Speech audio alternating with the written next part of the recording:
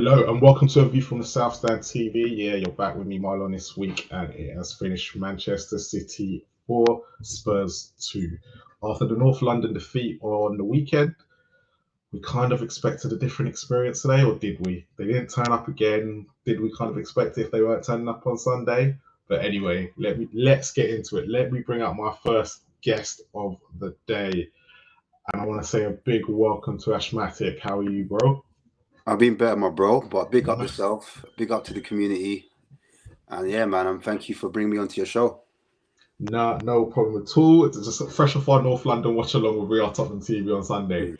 You know, me and you are going back and forth on things. So obviously today he's probably gone with probably our strongest starting lineup that he feels more favourable with. Yeah, he has. What was you expecting from that first half? Not much to be fair. I knew City were going to be camped up in our half, and I thought we were going to need to ride it out as long as possible after the performance we had on Sunday. I expected us to be quite defensive. I knew there'd be spacing behind, and I was just hoping that we could exploit when they were out of possession. We could exploit that space. To be fair. And obviously we got the two goals towards the end of the half, so it was quite positive. So obviously, Pep surprised everybody by going with two up front. Now, Yeah, was you expecting us to actually have more space in midfield than we normally do? Because obviously it was two against two. I think what he saw on the Manchester derby was Haaland dropping into that hole, into that space, Mm-hmm. and I think he wanted Haaland to stay up top, and that's why he brought Alvarez in. So I thought Alvarez was in there to cause a menace, a bit like how when we played on Sunday, it was that space was occupied by Odegaard, and I think Alvarez was meant to be that kind of false nine operating in that area and helping to get the ball to into Haaland, basically being like almost like a third man. So he would draw defenders Mm. or defensive midfielders, whoever it may be in that space, to him, which would give Haaland more space to run into.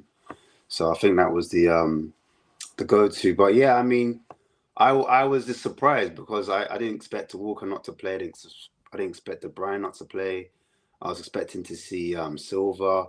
There was quite a few changes, to be fair. So I was quite shocked. Was it a case of that after what Pep saw at the weekend, he kind of went, actually, I can mess around with today because he knew that he kind of thought in the back of his head In that no Spurs respect. weren't good. Yeah, he had no respect for Spurs today and thought they're not going to turn up today. Yeah, I just thought, like he said before the game, even in the Manchester derby, he said he had a lot of mad ideas. Mm. And I don't know if it's because he's got a new formation and you're seeing a bit of a transition from Man City because they're going with a Haaland, they're going with a striker up front.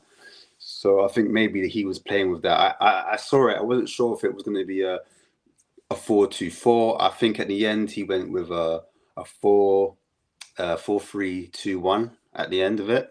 But I think their formation changed as the game went along. So I think basically he was experimenting with Spurs Yeah. as the game progressed.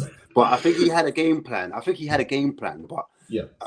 they didn't really assert themselves in the first half. They didn't really press us. Well, that was going to be my next question to you. Obviously, we saw Man City. It was a lackluster performance from them, if we're being completely honest. Yeah, And we suddenly raced into two mistakes from them, and we suddenly raced into a two-goal lead. How surprised were you? very surprised. It was against the run of play, to be fair. I mean, up until then, Man City hadn't really threatened that much. I mean, I think Haaland had like one or two chances. Chances, yeah. He had one shot on goal, and then Lewis as well had a shot deflected, which Lloris saved and parried away. Apart from that, Lewis looked quite good actually in that kind of central position. I think Yeah. in that central position, a lot of their attacks were happening. They were coming inside a lot. They wasn't too fretful wide. So at that point, our wing backs and our centre backs or full backs, whatever you want to call them, they were doing a job. So all the attack was coming through the central areas into the middle, and we conceded quite a lot of corners, but I put that down to good defending, and I think we dealt with the corners and set pieces quite well in the first half, And so up until then, I was quite happy with the performance. Up until then, I did want to see Son on the ball a lot more in the first half.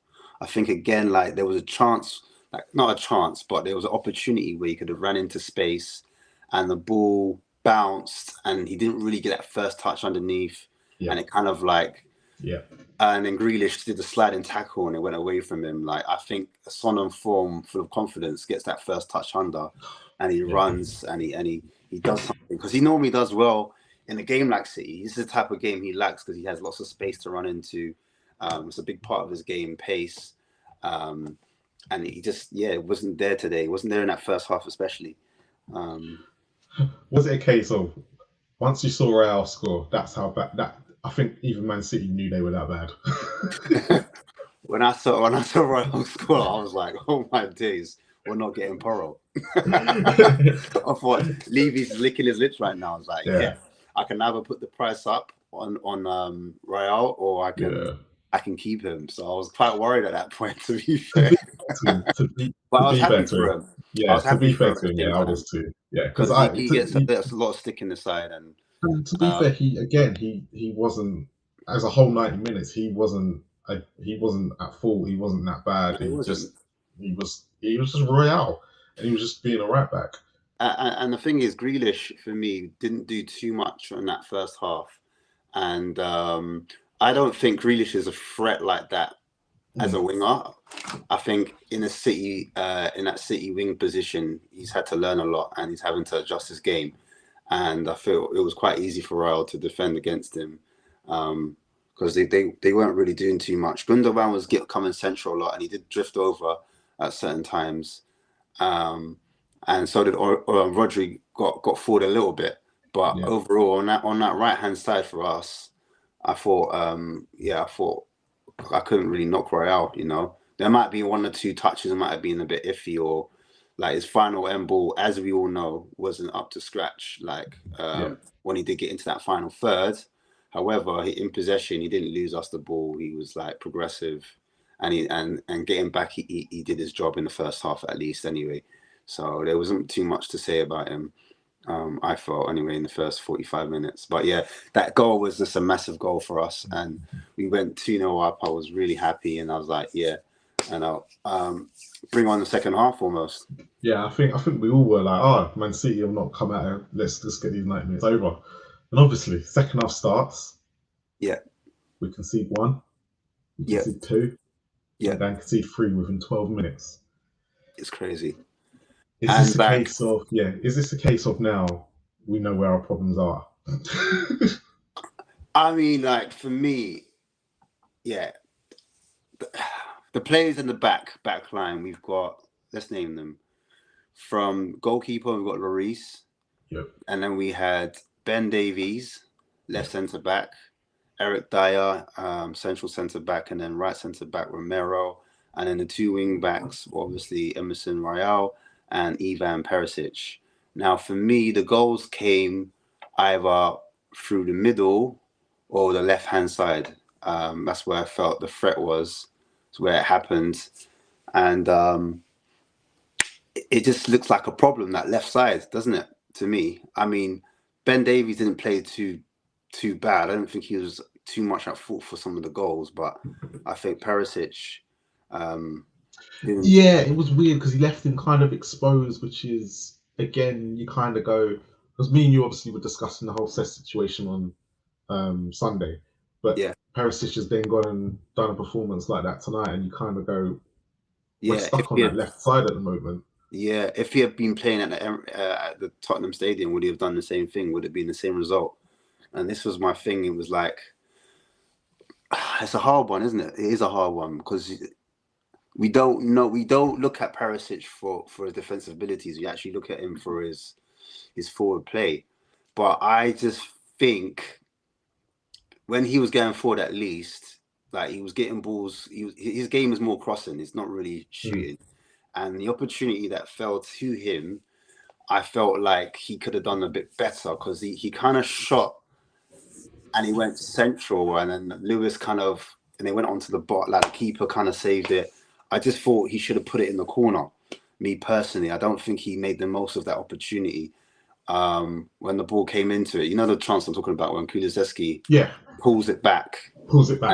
Yeah, he pulls it and back. he Kane does hits that it. threaded ball to Kulu, like it was a beautiful move, and then it lands to him, and then he just doesn't execute it. I thought like that was the biggest opportunity, and I think if he scores that, and I've been saying like Perisic hasn't scored for us yet, and I feel like throughout his career he scores goals, and for a wing back I expect a lot more attacking returns, and this is my whole debate with Cess. Even though he was poor defensively against the Arsenal, he did get into attacking positions where he had, I would say, arguably our best chance in that second half against Arsenal. But again, like it's happened to our wing back.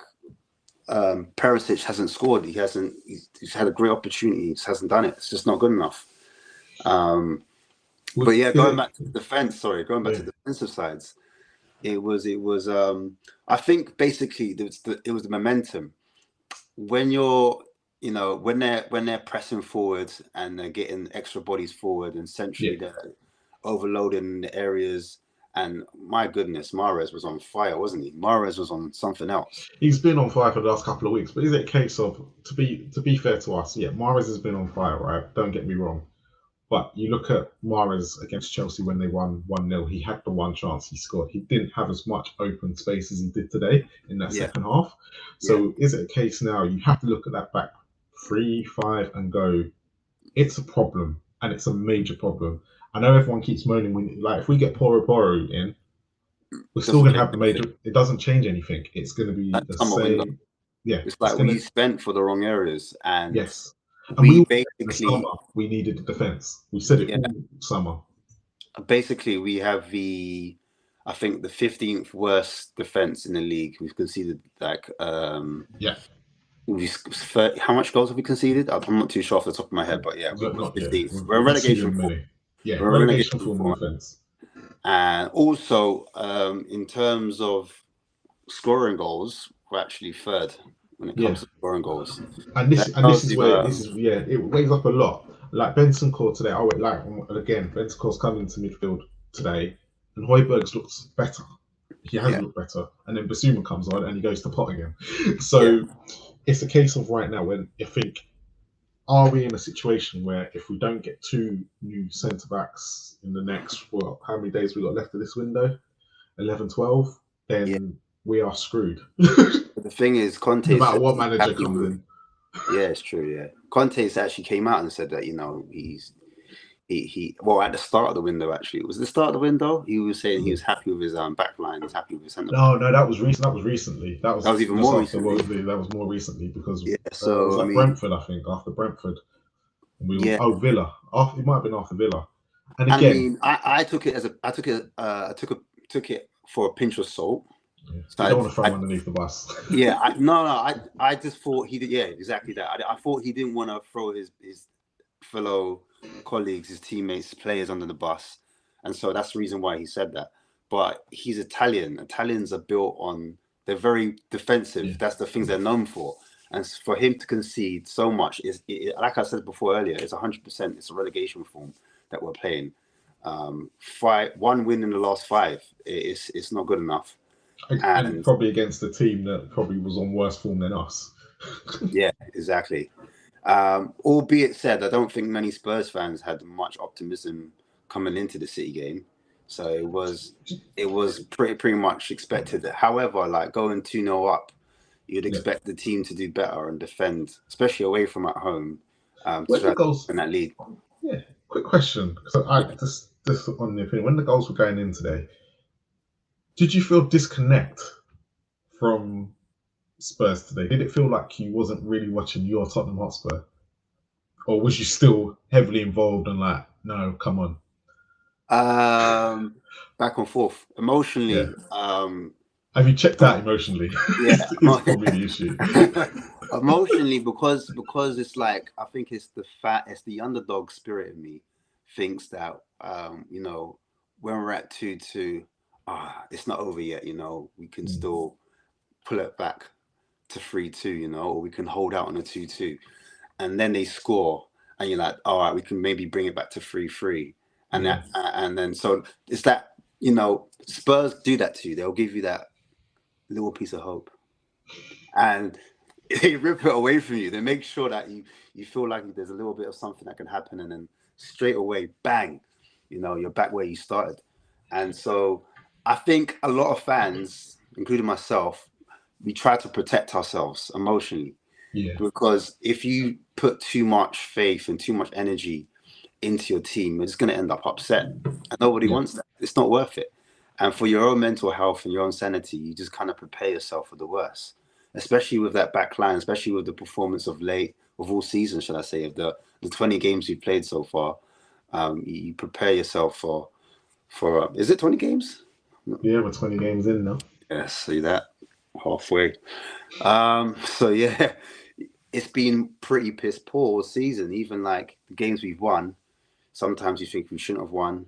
And like even today, did we deserve to be 2-0 up? Some would say no. It was it's like a total opposite performance of the whole season today. It's like we were done better in the first half, even though I'd probably say City weren't 100% at it, but we scored 2 in the first half. Kept them at bay. Kept them at bay. Yeah, because we were pressing quite well, even though we were conceding quite a lot of free kicks. Ben Davies nicked like about 2 or 3 free kicks, gave away 2 or 3 fouls. Sorry, I thought at one point it was I thought Ben Davies at one point was I thought he was what's his face, Romero. I was like, oh, it's Davies. You know what I mean? I looked up because the way he was so aggressive and so quick and so high in the press and so fast and trying to nick the ball back, it was like, you've been watching Romero, like, what's going on? And I seen him coming across onto the right-hand side and pushing high up. But I think like even Bentancur gave away a lot of free kicks. Højbjerg was giving away free kicks. So some of the tackling was a bit sloppy, but we just didn't give them time on the ball. I think the difference is between the first half and the second half, where City had another gear to go up, Spurs never. Yeah, and that's typical Spurs, right? Yeah, that's probably typical Spurs. We don't have another gear. Like we can start flat and go up a gear, but we started off probably at the gear we've been all season in the second half, and probably couldn't find that other thing. So club captain at the moment, third goal, probably. Is it the first one as well where he tries to punch it? Have we got a serious problem on our hands now? Lloris? Yeah. He's been done already. He's been done.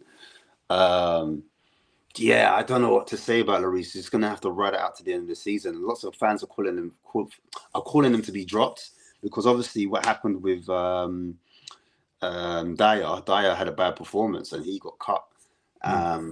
And now you see what happens to Lloris. He's not getting dropped for Forrester. I think it's a hard one because like the quality is not much different. Do you know what I mean? Yeah. You've got Lloris in a World Cup winner, and he's been our club captain for how many years. And I do understand. Like, I don't know if Forrester's good at kicking out because when he did play in the FA Cup game, he went long every single time. And as bad as Lloris is, and when you see it go back to Lloris, your heart goes in your mouth a little bit. You get a few heart palpitations. He still has some techers when it comes to kicking out. It's not the best, don't get me wrong. But when it went to my man in the FA Cup, he was not playing out from the back at all. Like, it didn't look like he was in this game at all. He always went long. And sometimes when you go long all the time, you don't always win the ball. So it comes back onto you and that adds more pressure. And then City keep pressing. City would love our team to keep going long and then they keep winning the ball. I think we've been coached to play out from the back. I think that's going to be a problem now that we're forced to play Lloris. And on his day, he's a great, I don't even want to use the term because that's what goalkeepers are meant to do. Shot stop. But it's becoming more and more apparent, yeah. Because how I look at it, that third goal that Mara scores the deflection. Yeah. Forster saves that. Yeah. That's bread and butter for Forster. And I'm not saying that Forster is a better goalkeeper. And yes, he's known prone to make mistakes. But Was it Four-star or was it Forrester? It's Four-star, isn't it? I Forster, keep saying it yeah. wrong. Foster, sorry. Just call him Fraser. It's What is fine. his name? Foster? I But prefer Ben Foster. yeah. Hey, Yeah, Ben Foster's in retirement, mate. He's doing YouTube stuff now. he got to the point where he got following the club and he went, I'm making more money off YouTube than I would be sitting on the sub bench. That's crazy. No, yeah, but so like, you're calling for Forster to start in the next game. Because I've watched him now against Portsmouth and I watched him against Brentford, and I'm just going, you know what? I'd rather the goals go in like they did against Brentford, and I can sit elsewhere and go, it's not a goalkeeper issue. Now, Longley hasn't as well covered himself in glory for that fourth goal. No, but as soon as even the third goal when Mahrez, I know it was deflected, but I think he should get down and get his hand to it. He should be getting it. He should be saving that near post. He should be saving that. Post is a bit of a joke. Perisic makes a massive mistake. Don't get us wrong. But again, like we said with Cesc with Lloris on with his mistake, Cesc makes a massive mistake with Saka, and it's becoming more and more defensive problems that we're having. Under Conte. Yeah, because even when the ball came in the box, and I think it was Emerson Royale tried to stick his leg out to block it, and kind of Lloris, they two fall over each other, and then Haaland's has got an easy header like in the back of the net. I just thought, calamitous. It just looks so where do we go from here? Where do Spurs go from? Because this form seems very similar to last January. Then we got Bentancur and Kulu. Then we went on win loss, and then we lost those 2 games to. Or 3 actually. Then we lost to Southampton, Wolves, and then we beat City, lost to Burnley, and then we again went on the win-loss. But we changed it. Well, I think Manchester City, Arsenal, and Man United handed it to us, but we suddenly got some form. Where do we go from here? As a club, as a team, where do we go from here? I said to quite a few fans, I said, listen, it's going to have to get worse before it gets better, and we're in a sticky period where we got a few teams that are quite good. And I just said, when it gets to February, I think it clears up a bit. I think we're going to have a run where February, March, we're going to get a run of games where we're not facing the top 6. And I think that's when we can put a little piece of form together and we can get a better run. Against these top 6 sides, we just don't have the minerals. We don't have, to play the it shows you how far we've fallen. It does show you, and this includes Newcastle now. Because we haven't beat a top 6 side all season. So have it. We don't have the techers. No. So we don't have the quality, should I say, in to play the system that Conte wants to play. You need competent centre backs to play out from the back to kind of turn the defense into attack. And sometimes I feel like we kind of bypass midfield and we go straight into attack because that's our strength, the front 3. Do you know what I mean? Other than Bentancur was getting really forward today, especially in the first half. He was really trying to assert himself, press high up, get the ball, win the ball back, and trying to thread the ball as early as he could forward and just try and make a difference. Bentancur I thought he had a good game. I thought fans were pissed off because obviously the first change we made was Perisic off, but he was having a stinker. He was having a mare, yeah.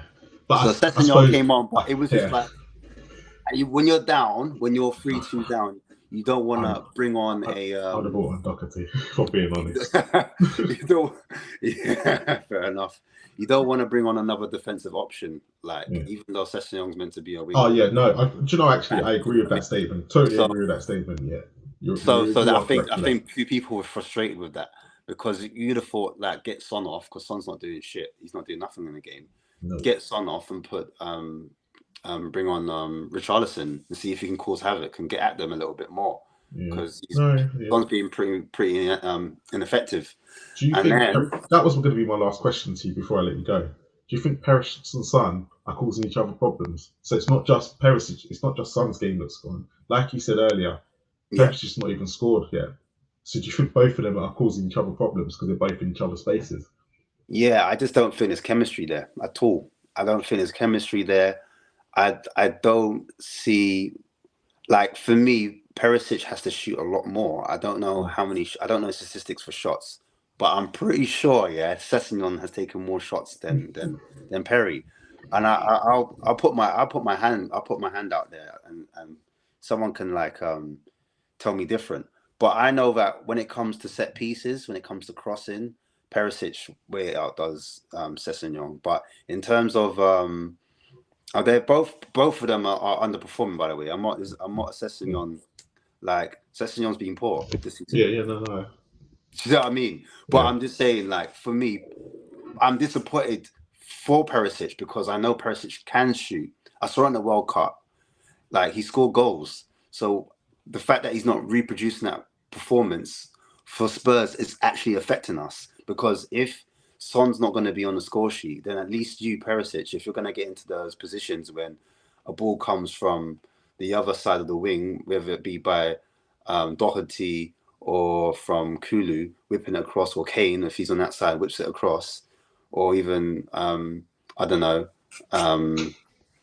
Højbjerg. I want to see Perisic on the end of it, scoring goals or headering or shooting, volleying, because he's got the height. He's got the height to header. He's got the ability to finish. He can shoot with both feet, so he should be able to cut inside and do a lot more damage. And then I just want to see that relationship between Son and Perry, where like they play in triangles around teams, because they're meant to do a 2v1. They're meant to have Perisic is meant to go wide, Son's meant to be in the half space, and then they're meant to swap over. So they beat two. They have, like, if it's a back four, we can gang up. We can gang up on their fullbacks. Do you know what I mean? And create those shots, or create crosses and be effective down the left side. Our left side's meant to be our strongest side, and it's just not happened at all this season. I haven't seen. We've had a lot of space down that left hand side, but we haven't done much with it. So most of Perisic's set pieces have been corners, and Son just hasn't turned up. And I've seen Son drop deep a lot deeper this season than I'm used to. And I've seen him be very ineffective because he hasn't been able to dribble past players. The dribbling from Son's been very, very poor. He hasn't been able to beat his man. And I'd say that about Perisic. I was expecting Perisic to be able to dribble past players. 1v1s, I was expecting Perisic to be, that would be his main threat. But he himself, I think, he's let us down. He's not got into the box nearly as much as I thought he would. I want to see him in the box a lot, but it just hasn't happened. But yeah, I mean, all I can say for Spurs is, I think where people were frustrated before is that they really wanted to see this back four. I know we do the wing back situation, three at the back, but I don't think they would have made it. Let's be honest. The way they make a mistake, I don't think it's going to make any difference. Exactly. That's my point. So, my point would have been that. My point, because people are like, oh, wow, we need to be more attacking, go for a back four and put three midfielders in the middle and then three up top, or 4-3-3, because that's what Arsenal do. That's what Man City do. That's what United do. That's what Liverpool do. So our fans were wanted to see a more attacking Spurs. We just really go at teams. But when, like you just said, our defense has got mistakes in them, then what can you do? It's a quality issue. It doesn't matter what formation you play. If you play four at the back, we're going to be more exposed because you've got two in the middle of the back four, as opposed to three. And I remember when Jose turned us back from a 2 into a 3, and we looked a lot more stable. I remember when Jose did it, because we were conceding a lot in the back four. I remember when we were under Poch, we were conceding a lot in the back four. So it's been a problem. It's been a problem that we have poor quality centre backs. Like, and we've got it doesn't matter who you go with now. It's like in Brentford, we had Tanganga, Sanchez, and Longley, I think. And then the other day we had Davies, Longley, and Romero, and we lost against Aston Villa 2-0. Then today we've had Dyer, Davies. Like, it doesn't matter who you put, what combination you put, it's still the same outcome. So it's either, all right, cool. Wing backs, people are saying wing backs aren't working. All right, cool. We do 4 at the back, 2 central centre backs, but the two centre backs now, they're not competent enough to play out from the back. So now what? Do you know what I'm trying to say? Yeah, no, for real. For real. It's a whole catalogue of errors. So I do get people's frustration because they're finding that it looks like Spurs are too defensive. But it can't be if we're the third highest scorers and we concede. Yeah. We're 15th in the table for conceded goals. The narrative is true. it's somehow not marrying up. Yeah, Something's going wrong somewhere. Yeah, so true. I just think, like, when we talk about defensive midfielders, everyone's like, we've got too much of the same profile of a midfielder. I agree, but how defensive are our midfielders? Because are they really protecting our front three? Are they really protecting the line if we're conceding so much? Is it working? Do you know what I mean? And that's another issue. Is our double pivot, are they able to support the front three? Because I don't see any midfielders progressing the ball. I don't see the centre-backs progressing the ball. Do you know what I mean? I see centre-backs switching the play. It's a switch of play. I see, like, Romero can switch to play, or sometimes Romero runs forward. I see Dyer. I've seen him switch to play. I've seen Longley switch to play or do a long ball down the line. But in terms of progressing the ball, carrying the ball, we haven't seen that much from a centre-back. We haven't seen that much from our midfielders where they're just driving the ball up the field. Or even when it comes to playmaking, supposing because the problem is with Spurs is that Kane is dropping back into the hole because he's not getting fed. He's not getting his dinner. He's not getting no lunch, no dinner, no breakfast. So he's starving. He's coming back, and sometimes he comes back a bit too deep. And today I thought he was getting caught out a lot. It wasn't always working. Sometimes he gets the ball and we lose possession. And when we lose possession, when Kane drops deep and we lose possession, that's when we look most vulnerable, because that's when it comes down. I see Kane drop on the left-hand side. We lose the ball, and then Perisic is too high up or he's out of position. And whoever's on the left side of the double pivot, they're a little bit too high up or not out of position. And so as a collective, it puts the three centre-backs under pressure. So it's like when we do our transition from attack back into defence, it's like the shape loses, because we're meant to be in defence of 5-4-1 when we drop back behind the ball. But it's the positioning of the players when we push up, when we lose the ball. If Kane drops into that hole and loses the ball, then we're screwed. Do you know what I'm saying? Yeah. And that's what happens. Or Son will get the ball, or Perisic will try to get the ball. And it's when they lose the ball, that's when we're out of shape. And that's when we concede the most amount of goals, I feel. That's my personal take on it. Just from a snapshot. I haven't rewatched the game, because what I normally do is watch the game 100 times. Where have we gone wrong? Like, I watched the Arsenal game again, and I saw, like, as good as Sarr was, because Sarr was brilliant in that game. I thought he pressed really high, he won the ball back, he was good. But when I looked at when Lloris did that long kick, Sessegnon was too high up, Son was high up, and even Sarr got sucked. He got sucked in, he tried to press Partey, and then Partey, first touch, took out about 2 or 3 of our players. And then the next pass, because there was no midfield, was able just to pass it into Saka. And then Longley was naked by himself. Oh, and look, you got a comment here. Like Oren said, spot on. Perry and Benta can't defend the attack full 90 minutes. Soon Benta gets tired. Attack from the middle vanished. Yep, has to. First player in football. But Ashmatic, it's been an absolute pleasure having you on. Love. You'll have to come on again, and we'll have to get you on again just to go through some more.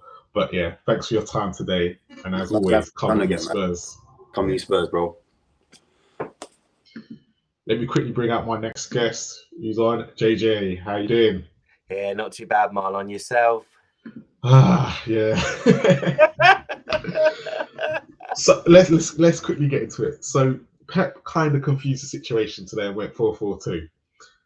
Do you think, this is just throwing it out there, that he saw what Spurs were like and paid us no respect because he knew that he could change and be stupid, as they say, and do something completely that he's never done before and still get a result? Possibly. But then ultimately, you know, he's got the players to do that. He's got the quality in terms of being able to start them from the bench to come on, things like that. And to be fair, you know, he has the ability to turn around and know that he's got the belief in his players that he can actually change the formations, knowing full well that our defense is always going to be susceptible. So, you know, people can say it was arrogance. I don't think so. I think ultimately this is a manager who's probably, you know, knows that he's in a title race with Arsenal, but knows full well that he's coming up against a team that defensively look very shaky, and has thought, I want to try something different. And if you think about it, it's the perfect game to do it. Or another question for you, which no one's ever thought about: did he do that today to go, Harry? Look, I can play 2 up front. Come join Haaland next season, because especially the way Alvarez was playing, was it similar? Was it not very similar to what a Kane job does for Spurs, dropping in the middle? To be fair, I mean, it'd be very. It would. Well, I understand what you're. I completely, no one's thought about this. Understand what you're saying with that. Yeah. My gut feeling is that he will be in Manchester next year, but it won't be City. I think when you look at everything that's going into play at the moment, I think it is destined. You know, obviously United have got Weghorst till the summer. You kind of look at it that ultimately, but he's not their first. He's not even their first choice though. Harry's not their first choice. I still think that ultimately. Sorry, just to cut you there. Sorry, but the reason why I'm going to cut you there, because even the type of striker he wants and what he said he wants is not in the Kane mold. He wants a very Martial pot with pace, and that's why he's going to go with pace as first option.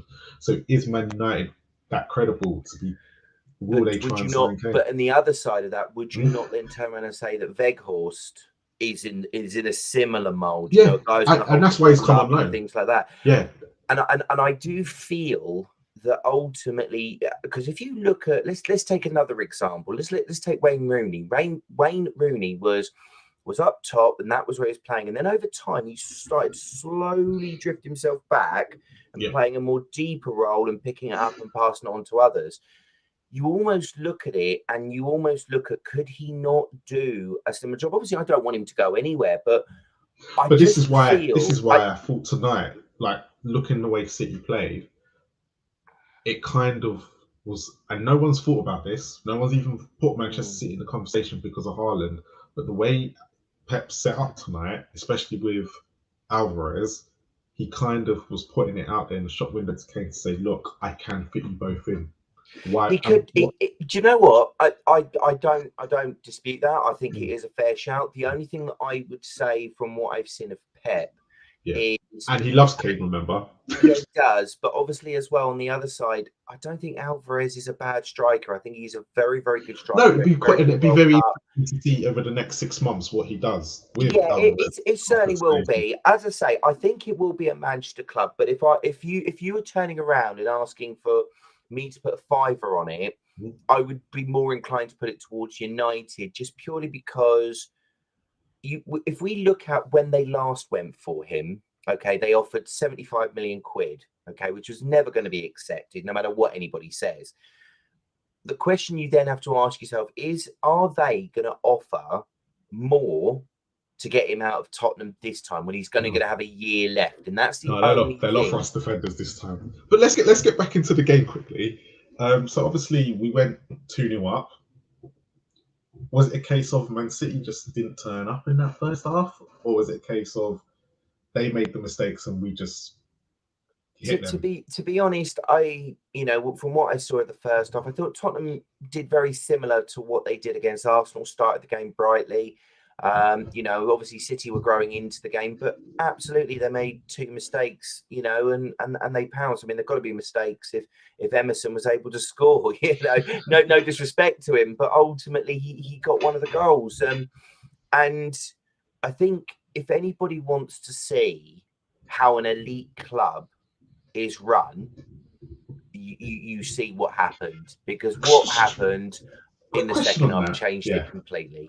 Quick question on that. So, and that's a very good point, but when we look at it, Lloris makes a massive mistake for the 3rd goal. Perisic makes 3 mistakes for all 3 goals. And if we're looking at it, I was really critical of Cesc at the weekend as well. But Conte is changing Conte is changing the positions apart from goalkeeper where we're making the mistakes, and the mistakes are still happening. Is it a case now we need to upgrade defensively? Just looking at that second half, it's the thing that's letting us down massively. Like everyone will moan about right backs and left backs, left wing backs, and all this, but actually we're conceding way too many goals. And even if we got them fit, if Poro was to come in tomorrow, and that was our only signing, and all are the mistakes that we're having at the back, are they going to stop because we've signed one player? Oh, the answer to that is absolutely not, because there's certain points and certain things that were highlighted to myself that I was quite surprised, and I think it really shows how far the defence has fallen. Since Toby and Jan left, and when you look at it, the only difference from that back line to the same back line that played last year was a 33-year-old on a free transfer who's not designated for his pace. Okay. The other part of that is that two of those centre backs failed Poch, Mourinho, Nuno, and are now failing Conte. Okay? And one of them wasn't even a centre back. No, in their side as well. And the thing you've got to be looking at here is that I've sat there and I've watched this whole Pedro Porro thing go on the whole window, and I don't even believe that's the priority area. I find it absolutely, just looking at it. And, I've made it very clear my feelings on the owners, but this is where I feel that everybody has to be held accountable for it from top to bottom. Because if anybody sits there and believes that the right wing back coming in is going to fix all these problems, they are absolutely living in another world. Okay. And I don't care whether that's Conte, whether it's the players, the board, the fans, whoever, because we have seen the club during this window be looking, okay, at Hincapié from Bayer Leverkusen. Okay, we've seen defenders be moving. We saw that guy Badiashile who went from Monaco to Chelsea. So there are centre backs, young centre backs. If you're talking about the whole Tottenham DNA, there are centre backs that are going. I think he went for 35 million quid. Okay, and yet all that we're hearing is that this is a priority area in the summer. Well, there's a lot that will change in that time, in that we might not even be in Europe. So who could potentially want to come to us? Who else is going to go for these players as well? Just to stop there, I think the way the whole Premier League's going, from fifth below, they're all crap. I think if we don't make it into Europe, I really like Liverpool, Arsenal, Chelsea. I understand what you're saying about Liverpool, but I will disagree, because there are two teams at the moment who I think who aren't in that top six, or in that top five, as you put it, who actually I think are in with a shout. Brighton, who are playing phenomenal football. Okay? Yeah, I give you that, and Fulham. No, they won't do it. They both. Look, and I'm gonna throw this out there. If Spurs and Liverpool and Chelsea weren't having the seasons that they were having, Brighton and Fulham would be nowhere near the conversation. And let's be honest. That's fair. Right. But the problem is that these clubs still have. It's like when West Ham joined the conversation. It's like every other. This is a typical Liverpool, Chelsea, and Spurs will get the job done. One of the three will get the job. Them two will get the last Europa, like Man United did, like Arsenal did. And yes, they're having okay seasons, but the problem is, I think the Premier League at the moment, you look at the bottom half of the table, there's like 3 points between bottom and I think it's like 13th. Yeah, Spurs, Chelsea, and everyone, all of us are there. We've lost 6 games in the season, but we're sitting in 5th. We've lost 6 games. How can we be sitting in 5th and when there's 6? So it shows you how bad from 5th to 20th is this season. And for Spurs, it just reminds me a bit of last season, and I think that's where Liverpool, us, and Chelsea will get bad results. But when Brighton have actually played somebody decent, they've lost. They even lost to us, who at the time, let's be honest, shouldn't have been nowhere near the conversation. Fulham, don't get me wrong, are playing well. Yes, Monday's game is quite important, but without Mitrovic, they're going to fall off.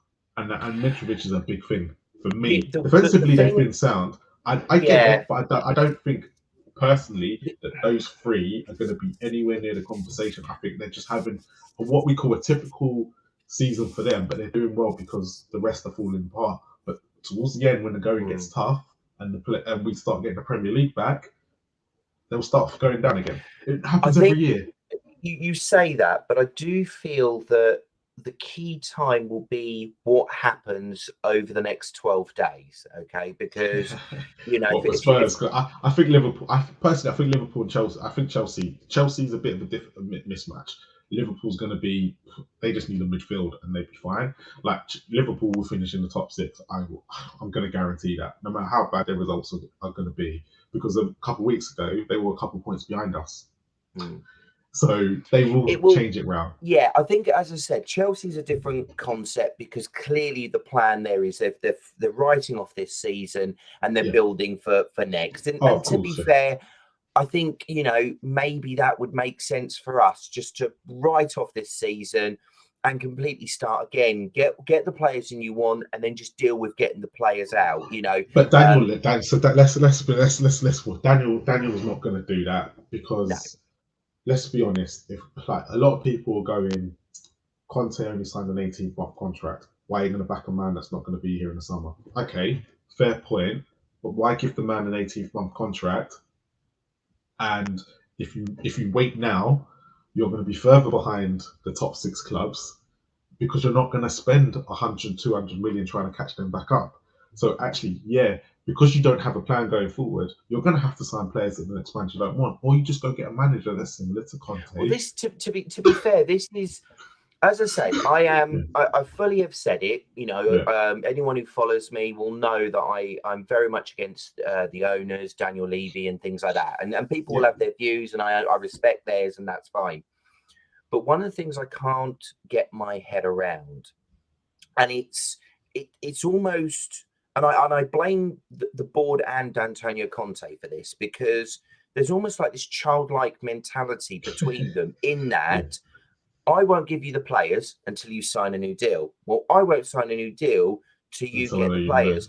And it's almost as if that the fans have to suffer because two children won't grow up and either back their manager or sack him. I mean, I don't understand it. It makes no sense. Do you blame Conte though? Because if you look at our history, no.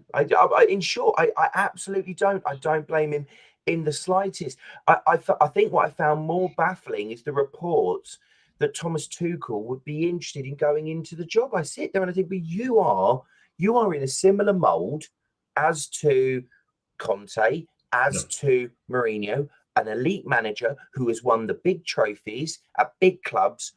What do you think is going to be different? This is the part that I don't really understand. He wants another payoff.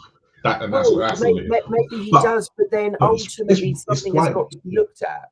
But it's really weird because out of the managers that we've been linked with, and if it is Thomas Tuchel, I possibly don't want him. I don't want another ex-Chelsea man. But actually, this is the first time we're actually going to go from one manager who's very similar to the next one coming in.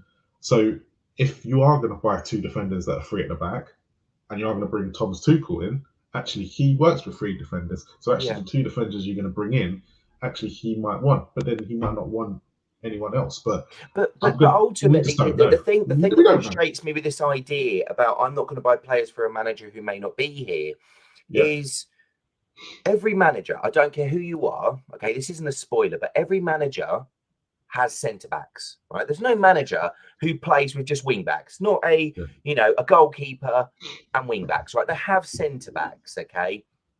So I don't understand the logic as to, because I've looked at this Tottenham model as in that they want to go and buy an attacker and they want to go and buy a right wing back. I'd be happy actually if they scrap that and they went and bought in centre backs and they went and got and paid a little bit extra for David Raya, Robert Sanchez, I don't care who, somebody like that can come in now, because we lost that game. City were brilliant, okay, not in that second half, they were devastating, but ultimately, if you've got a goalkeeper who will will pretty much now on average make a mistake every game. Yeah, and you've got a defence that's not confident, and then you've got an aging left wing back who is more decided. If you look at where he plays for Croatia and where he played for Inter Milan, he was more played up at the top. Okay, and he's having to cover that because of the fact that the other one that we've got isn't good enough either in Ryan Sessegnon. So who's probably not a left back, wing back. No, he's not. If you look at when he was at Fulham, he played further up. They both did. They didn't have that defensive mind. I would almost be happy and be accepted if the club turned around and went, right, we'll get Hincapié, we'll get another centre back in, we'll get a left wing back in, or a left back, or whatever you want to go with. But even if you just turn around and got 2 centre backs, okay, and your centre backs are Romero, Hincapié, and one more, okay, Ndickia, okay, of Frankfurt, because I think he'd be good enough. If you've got those 3, like, you're talking about, what, 40 million quid. If you talk about it, I mean, they're talking about 15 for Ndickia and I think 25 for Hincapié. So 40 million quid, right?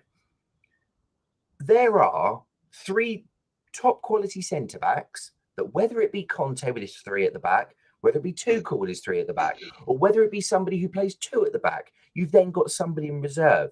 But ultimately, that will make more of a difference to this starting 11 than if you've got another attacker or if you've got another wing back. I understand that they fit Conte's system, but better centre backs fit. If you're trying to argue you want to fit Conte's system, then you don't just get a right wing back, you get a left wing back and you get 2 centre backs in to go with Romero. That is how you fit Conte's system. But you could almost just turn around and say, we could get 2 centre backs in, because if Conte is here or someone else is here, they'll have 3 world-class centre backs that they can trust. Because at the moment, as I said, even when we were 2-0 up at half time, I sat there and I just thought, City are going to come at this defence. They're going to come at this defence. I can guarantee there was not any point in that dressing room at half time did Pep not believe that this team, well, this defence wasn't able to be got at, because they've been got at time and time again. And ultimately, this is where I do feel that the next 12 days will really define not just where Tottenham's season goes, but what is Tottenham's vision. Because at the moment, we've heard that everything that the club are going to come out with is coming out in February, which is by far one of the dumbest things I've ever heard. Because if you really want to get people off your back, tell the vision now. Tell the vision right now. That's all you got to do. Tell them the vision. Because at the moment, there is no vision in terms of where this club goes. And I think that's the bit that worries a lot of people, is the fact that Conte, do I feel that, to me, I've got a actually, deja why you're talking about the club, and it's very, so this last bit that Oren's put here, is it the pressure of being a Spurs player right now? Is it very high, and that's why the mistakes are creeping into some of these players' games? Do you know what? I actually think no. And and the reason I say that is because if you look at the players that were at the defensively, or actually across the whole club, that are at this club now, that have been at this club since Poch left, that failed Poch, that a lot of people believe if he comes back, he will galvanise them, right? Different players, different team, yeah. You ultimately then start to reach a point where the players think to themselves, I can get paid and do a bad job, okay? Classic example is Hugo Lloris. He is doing not a very good job at the moment, but won't be dropped for Fraser Forster. And I will call this out, Heung-Min Son, doing a terrible job this season. It's been awful. I'm sorry. I wish he wasn't. He was brilliant, but he is awful. He should be dropped for Richarlison. Now, that isn't just the board. I'm not saying that's the board's fault. That can also be on Conte.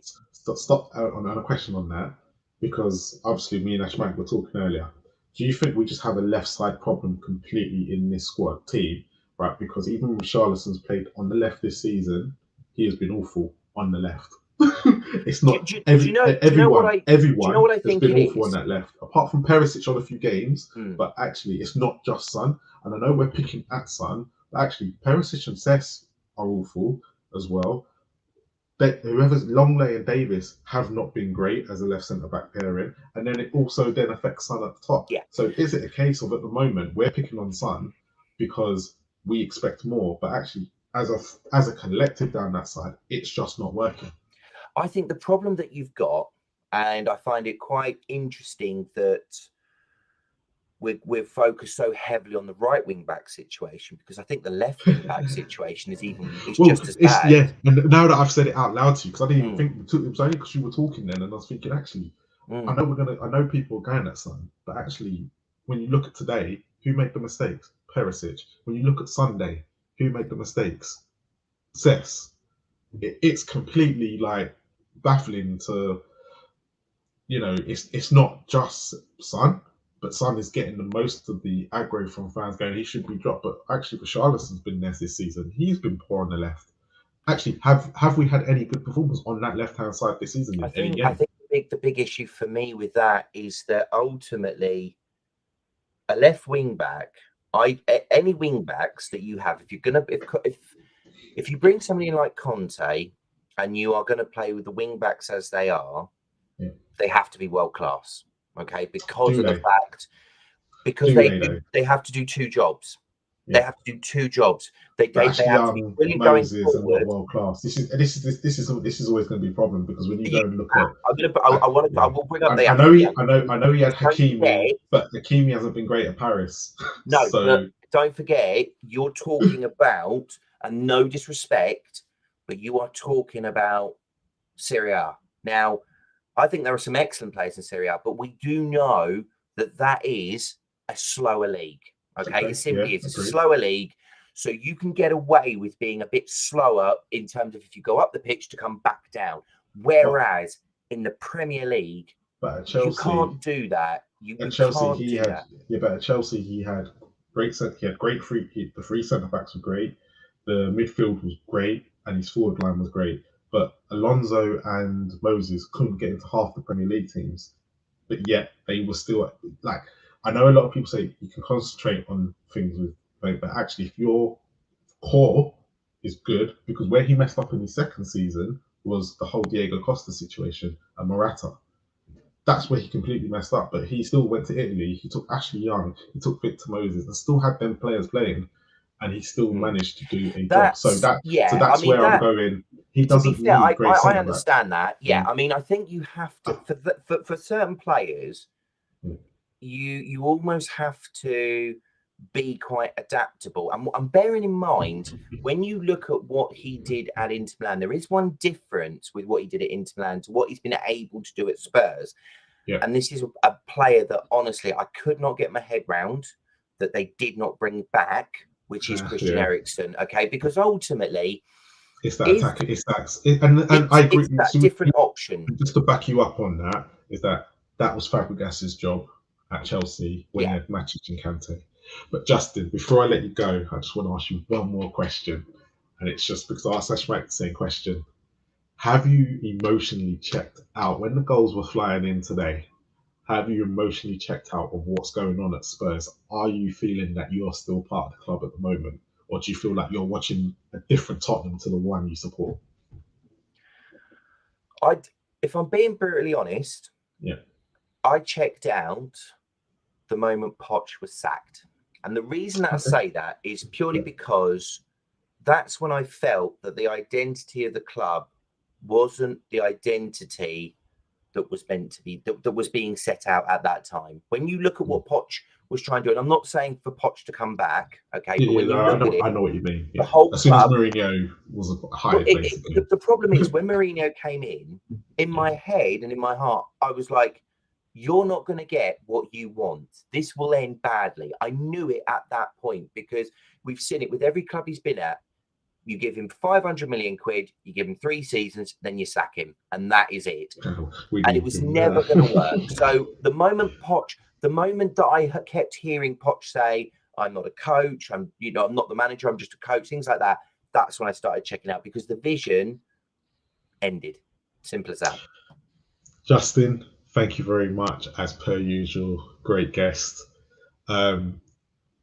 Just let people know where they can find you on the socials before I let you go. Yeah, so I'm on Twitter, and I think probably people will have noticed I've been a bit more vocal over January than I normally am. But as I said, either with yourself or I mainly I'll be on like all things Tottenham. So yeah, just give us a listen. If anyone's got any questions about anything I've said, send me a tweet. I'll be more than happy to respond back. So thank you so much for having me on. No problem. Thank you, Justin. And as per usual, come on, you Spurs. Come on, you Spurs. So, just Hass will be back on Monday with the Fulham reactions. So make sure you tune in and hit that notification bell. The stream is up and ready. But thank you for everyone. Thanks, Orin, for being in the chat as well. Thank you, Kuva, and Tamika as well. It's been an absolute pleasure.